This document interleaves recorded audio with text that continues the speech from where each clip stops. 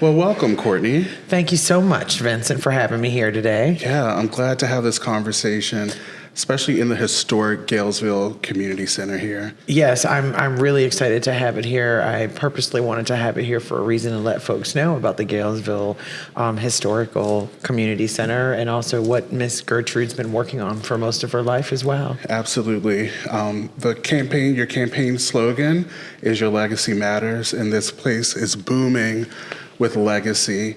But as you just touched on, it's very special to you and I because of Miss Gertrude, who we got to know through our community engagement efforts and her successful attempt to preserve the history here. So I'm honored to be here today. I'm honored as well, and I'm honored for you to be here and to be interviewing me as well. Oh, thank you, Courtney. Yes.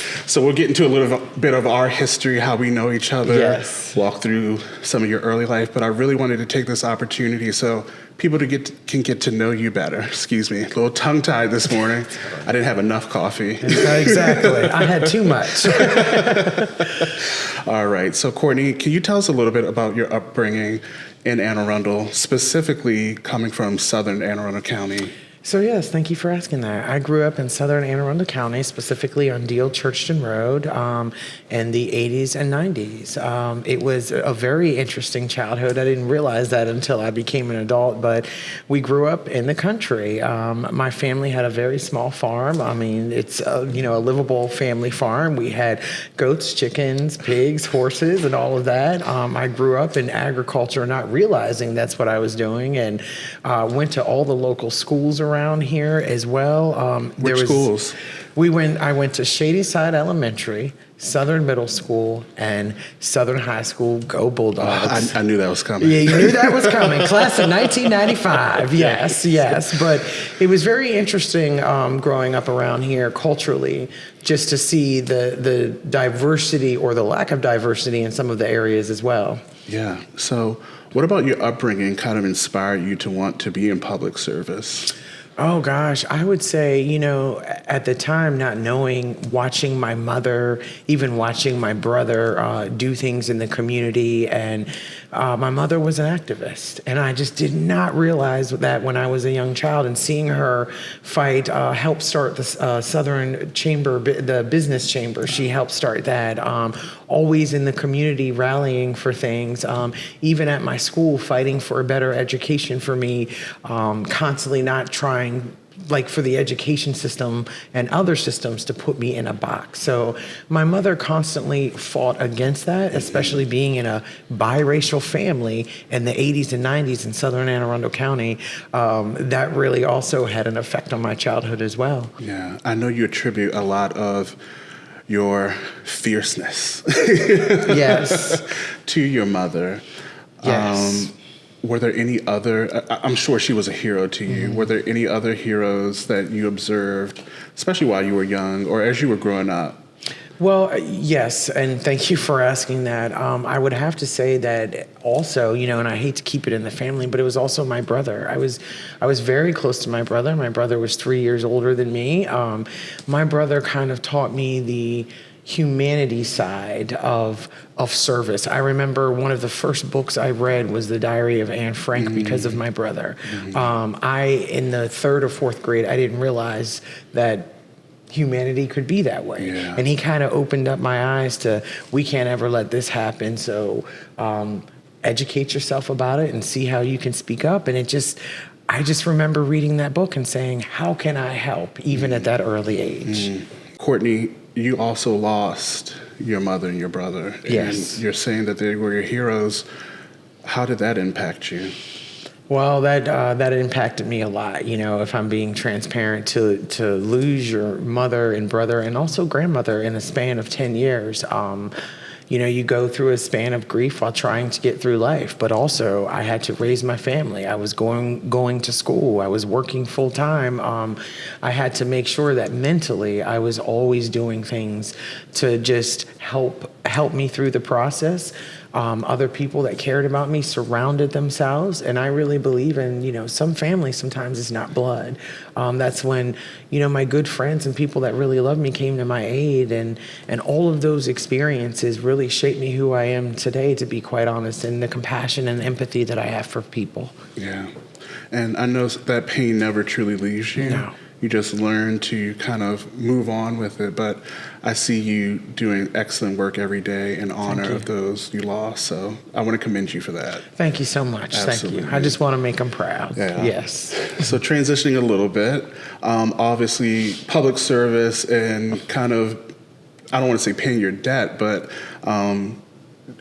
being inspired to do more led you to become a teacher, right? Yes. And you did that, for over a decade now? For almost over a decade, Yeah. yes. Public Yeah. education and then higher education, Okay. yes, at a local community college. And so what inspired you to make that jump, to become a teacher, educator? So let me tell you, going through the education system myself, living in southern Anne Arundel County in the late 80s and 90s, it was a learning experience for me. Some teachers did not understand my learning style, so I was kind of checked in a box like lower level classes when I clearly knew that I could operate at higher level classes. I just wasn't getting the attention. The attention from the teachers.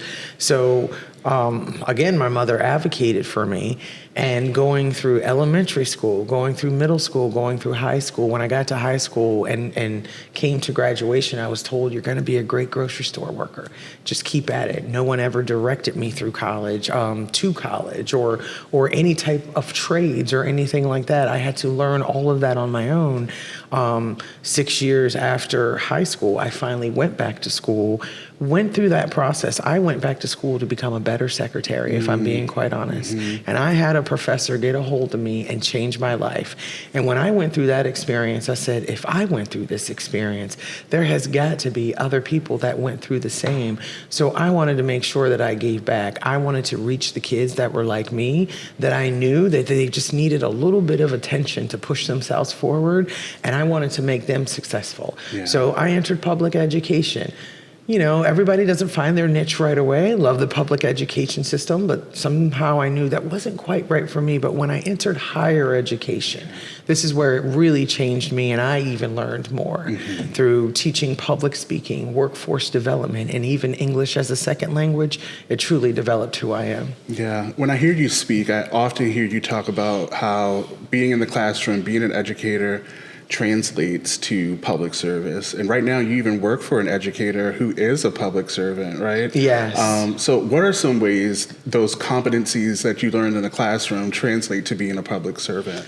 Well, being patient, being kind, yes. listening, informing people, giving them knowledge to take the next steps to get to the next level. Yeah. I don't want to give a handout. I want to give a hand up to empower people. Yeah, I love that. Yeah, and I definitely see that in you. We're going to talk about how we kind of met and where I observed that about you and what I really loved when I started to learn that more about you.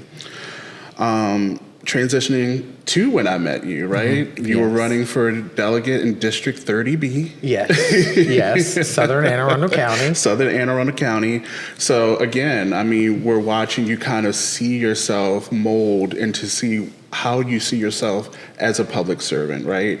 Being inspired by your mother and your brother, taking that, becoming an educator, and you saying, now I want to be in policy, right? I want to shape how government sees, the people you want to impact.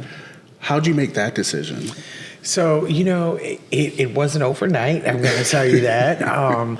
When teaching at the local community college, it kind of started with my own advocacy being an adjunct professor. I had noticed, you need the same qualifications, many degrees to do the same thing tenured professors were doing. And it just seemed like, I hate to use the word a short stick, but it wasn't fair to me. And that's when someone at the college approached me about fighting for the union at the local college. I'm going to give SEIU Local 500 a shout out. When they approached me, I had never fought for a union before. I didn't understand it. The first thing I did was study it to make sure that I wanted to support it. And come on, after I did, I knew I was on board. You're like, this makes total sense. Slowly but surely, it was one at a time. I created this thing called Coffee and Donuts to meet with all the adjunct professors, and our first meeting had 2 adjunct professors. But let me tell you, by the end, we obviously got the union, and now the union is at this local community college. But that's what got me, I would say, my start or my jump into politics, because at that time I gave a rally speech for the professors. Our county executive, Stuart Pittman, was there. Our now Sheriff Everett Sesker was there, and they were just like, who is this woman? Who is this woman? Who is this woman? And then, when I finally talked to the county executive for the first time and told him I was from South County, it was immediately a bond there, right? But just advocating for the union, speaking in front of other individuals, elected individuals, that's when Mr. Pittman and Mr. Sesker approached me and said, have you ever thought about running? Have you ever thought about getting into politics? And to be honest, I said, no, I don't think I'm the right person like that. I tell it like it is. And they said, that's exactly why. That's what we need. They presented the position of District 30B to me, and it probably took me about a month to decide, and I just jumped in full force. I remember when, I guess you were still in that decision-making process, and I had met you. Yes. It was at the Cedarhurst 100th anniversary of the neighborhood forming, I suppose, right? Yes. And who is this woman? I'm sure that is a question many people ask. It's certainly what I asked when I first met you. Yes. But what did you learn from the campaign? About yourself, about your community? What are some things you learned? So what I learned about, let's start with the community first part. I learned, I knew that I cared about my community, but when I dove in, attended every meeting that I could at the southern end of Anne Arundel County and started going around talking to people, I immediately saw, of course, there's needs. People want to speak out. They don't know where to go. And I'm thinking, how can I fill that gap? So that's exactly what I started doing, is just listening to people. Sometimes people just want to talk and be heard. And usually after that, we get the problem rolling. We look, what can we do to help solve this? Your second question. What did you learn about yourself? Oh, Vincent, that's such a good question. I learned that I could do things that I never thought I could do. I learned to push myself outside of the comfortable zone to help represent my people in southern Anne Arundel County. We're all the way down here, and sometimes we do need a little advocacy and a voice to speak up. And one of the reasons I did that is because I just felt like that our current person that is in place of District 30B does not do that. And clearly that's one of the reasons that I step up and continue to step up. Yeah, absolutely. You did not win that race, as we know. And that can be tough, right? And I watched you pull yourself up. You did not disappear like so many people do. And I think that shows your commitment to the community and your drive to do those things we just talked about, right? I'm kind of threading a needle here, right? We're talking about your inspiration as a kid, watching your mom and brother and them instilling those values in you shaping yourself to become an educator, and you're still an educator, right? Yes, and you that's take correct. those values with you, trying to find your way to say, I want to take it to the next level and inform and shape policy and legislation.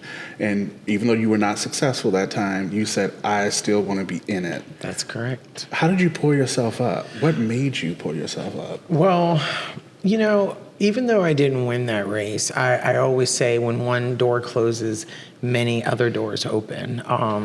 After about a day of pulling myself up, I said, I did everything that I could have done. I never regretted anything. Of course, we feel a little sorry for ourselves, but I picked myself right back up and said, we still have a job to do. Yeah. I still have to teach. I still have to help these people. And a position was not going to stop me from doing that. I love that. And the age-old question, I heard you say you didn't regret anything, but was there anything you would have changed during that campaign? During that campaign, the only thing that I wish I would have changed is maybe start a little bit earlier. Okay. But that being new to politics and jumping in, I started 11 months before that race. Yeah. before voting day.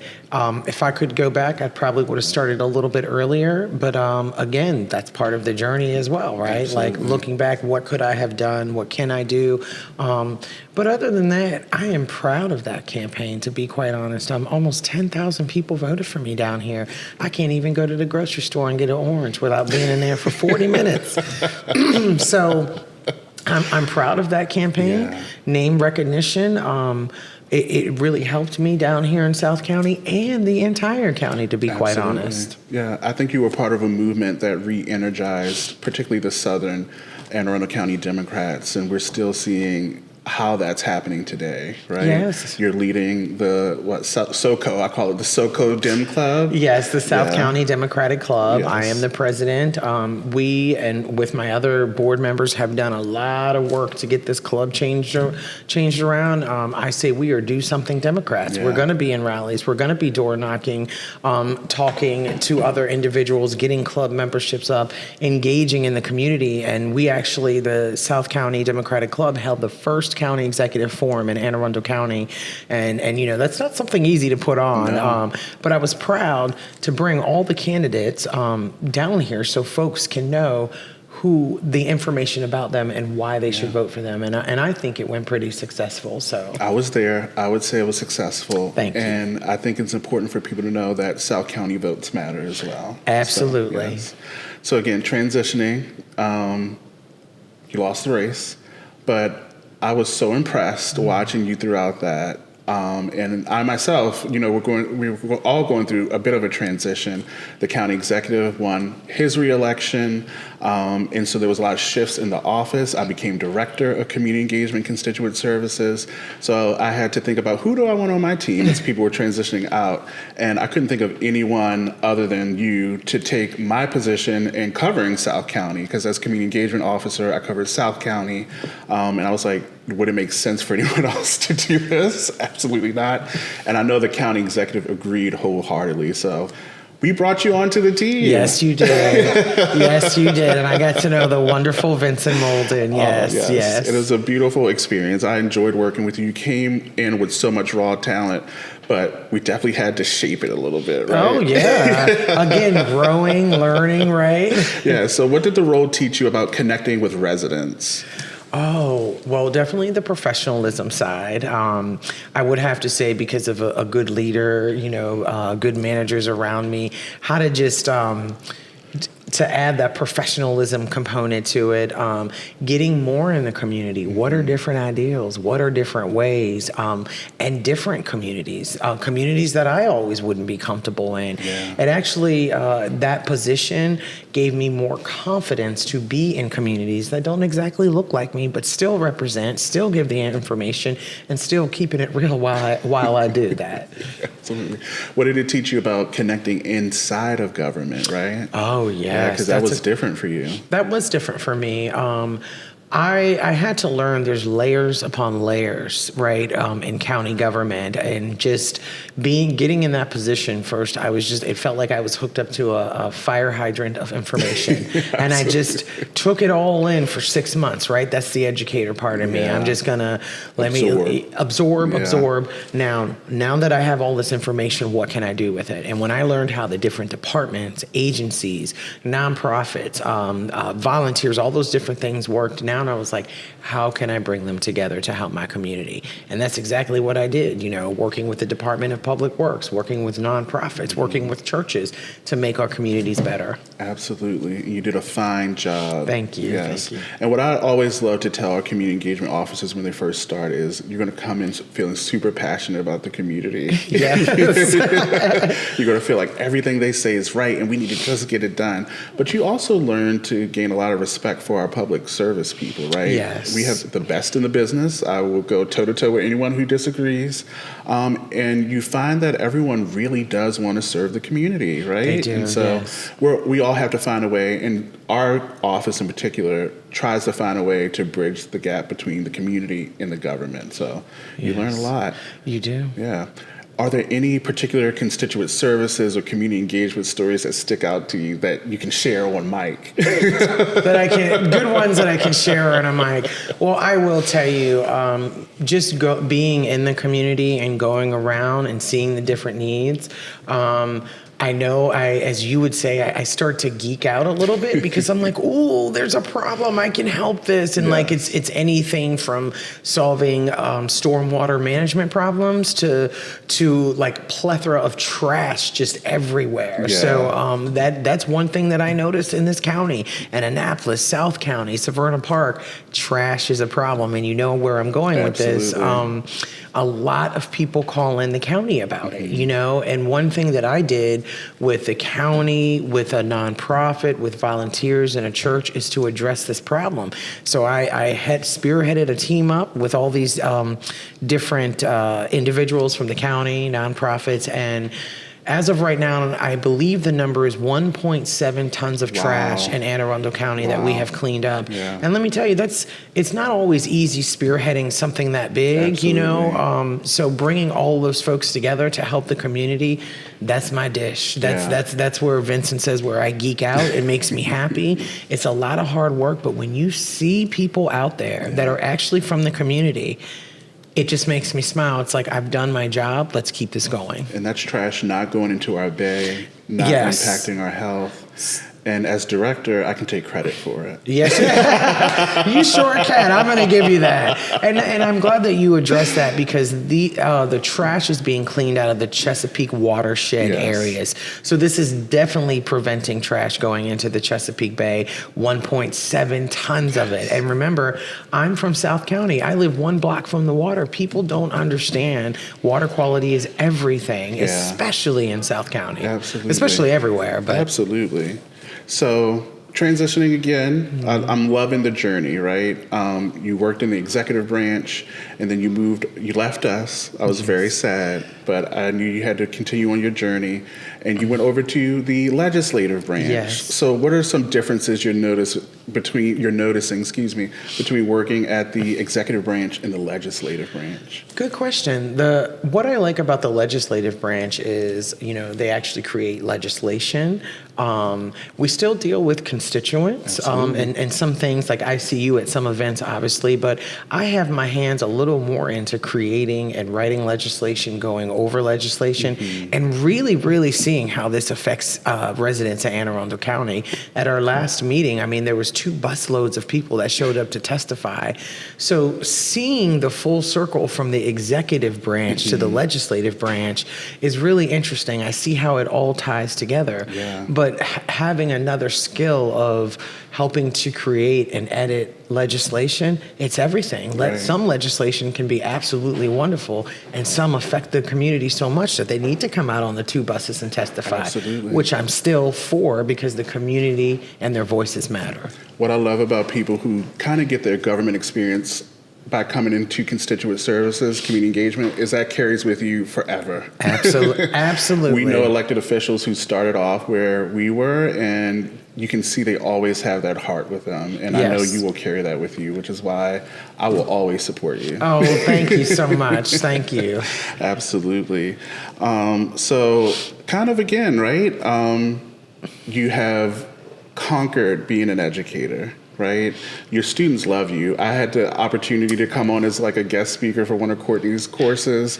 I've seen you in the community, bump into some of your students, right?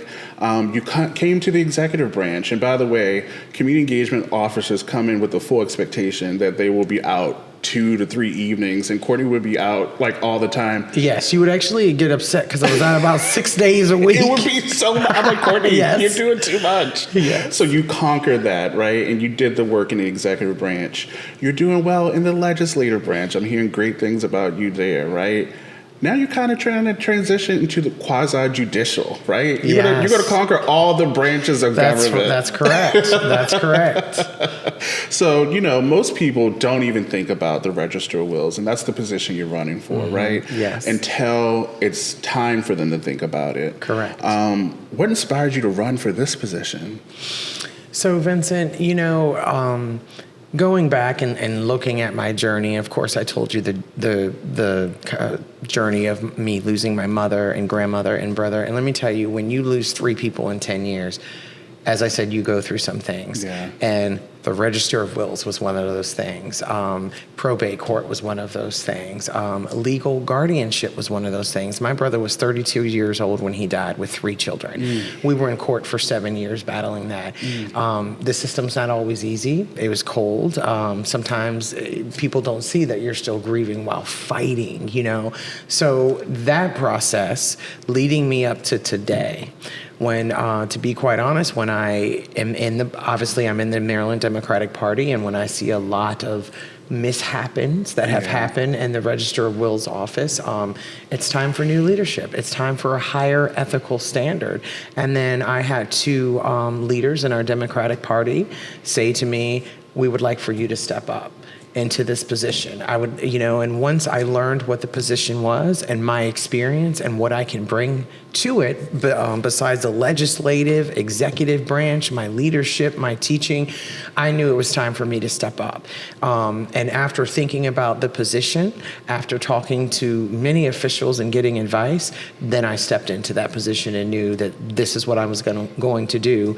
And not only am I going to do it, I'm going to bring it up to a higher level to let folks know, hey, this position matters. I don't care if you say to me it's on the bottom of the ballot. I still want you to pay attention to it. Somebody's got to be on the bottom, but this position is so important. Your legacy matters. So this is what I'm stepping into now. Absolutely. I love that you share that story about your personal experience, because I think sometimes people underscore, or they consider it to be like a soft skill, being considerate to people, bringing kindness. But it matters so much, Courtney, and you're one of the kindest people I have ever met in my life. Thank you. So you're so warm, inviting. You always check in on me, and I know you're going to bring that kind of attitude to your position. Leadership. Yeah, and leadership. And leadership. And I know you will, because you have. Yes. You know I will because I've done it. Yeah. It's just that simple. Okay, that's it. Yeah, there we go. Yeah, you know I will because I've done you've it. done it. Yes. There we go.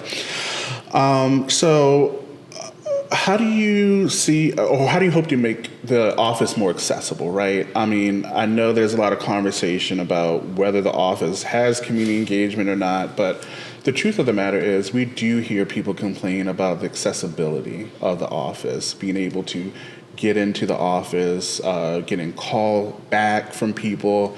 And again, I know you have experience from constituent services and how to make something more accessible. How do you plan to do that? Well, it's with a lot of planning, and it's with a lot of leading and listening.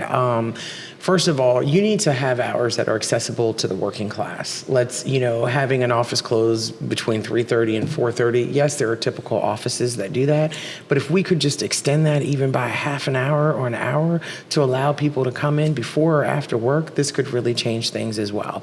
And also, Vincent, being out in the community, okay? When you are out in the community, people feel that they have access to you, that they can talk to you.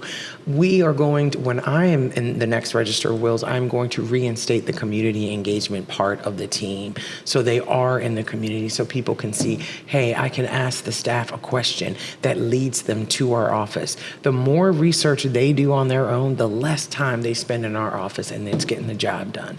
So, and also listening to my staff, that when I come in there, what is working, what is not working. I really believe listening to your staff really makes a difference. And I want to see where their skill set is at. Some of them have been there a really long time, and I want to work with them. But at the same time, we've got to be more accessible. We've got to be out in that community more, and we have to appear more empathetic with compassion. Yeah, I agree. So you touched on it a little bit, but what from your background as an educator, working in the executive branch, legislative branch, all that experience, how will that lend to the Register of Wills office? Again, I'm going to keep continuing what I'm going to do. Learning a new position, I'm qualified to do so. I think that my 3 degrees helped me to do that. You do not have to be a lawyer to be a register of wills. Going in with knowledge and information of how different agencies, how different departments, the connections across the county, that all lends to the success of an organization or an individual. Also, my background in education, you're a leader in the classroom, right? You're a manager in the classroom. You're giving individuals knowledge that empowers them to help change. Just also spearheading several like large community projects, the union at the local community college, all of these skills, high level skills from the executive branch to legislative branch, I'm going to bring into this position and keep doing what I'm doing, moving ahead, moving forward, improving systems, different things like that. Yeah, absolutely. One thing I forgot to touch on, or educating the public. You're so good at it. I remember when you launched in our office the information sessions, which we're still doing today, and that was your effort to particularly go into Black churches in Southern Anne Arundel County, and after after church, you would go in and give sessions on how to access county government. Yes. And I sat in on one of your sessions, and I was like, whoa, Courtney's really good at this. Well, thank you. I try. I mean, you had demonstrated your knowledge of county government and your ability to communicate with the audience, right? Because that's a skill in and of itself. And oftentimes, even when we are working with county departments, they're communicating very complex information. Yes. And it's our job to then break that down and communicate it to the public, right? So again, I know you're capable of doing that and expressing it with empathy, which is so important in the role that I know you're seeking now. So I just wanted to state that. Thank you. I love geeking out at those informational sessions. And not only Black churches, but also underserved communities. When I went into these places, they had never seen a government representative in their part of the county.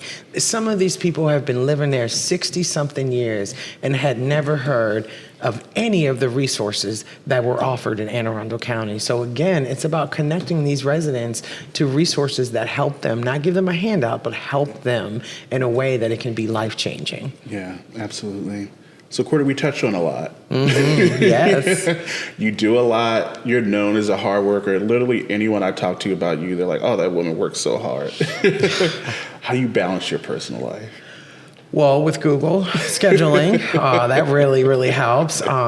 So what I learned from my first race, to be quite honest, is that you have to balance your personal life. You have to take at least one day a week to have time. I have to have time for Courtney. Absolutely. I have to have time to for my husband, for my family. Not to get all personal, I've rediscovered bubble baths, which energizes me, once to 2 times a week. It really does the soul good. Yes. So, but I tell you, it's very, very important to maintain your schedule.